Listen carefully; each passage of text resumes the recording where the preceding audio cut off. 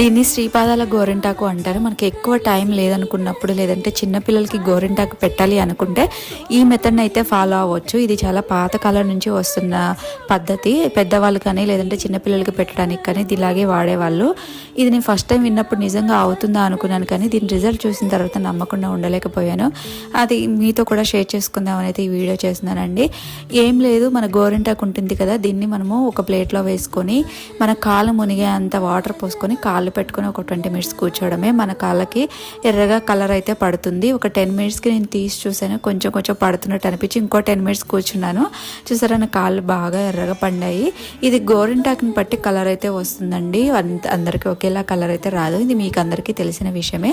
ఇది చిన్న పిల్లలకి పెట్టడానికి అయితే బాగా యూజ్ అవుతుంది. వాళ్ళు పెట్టాలంటే వాళ్ళకి కష్టం కాబట్టి ఇట్లా కూర్చోబెడితే ఒక 10 minutes అయినా కూర్చుంటారు కాబట్టి కాళ్ళు కొంచెం రెడ్గా అవుతాయి. ఇది మీకు నచ్చితే ఒకసారి ట్రై చేసి చూడండి.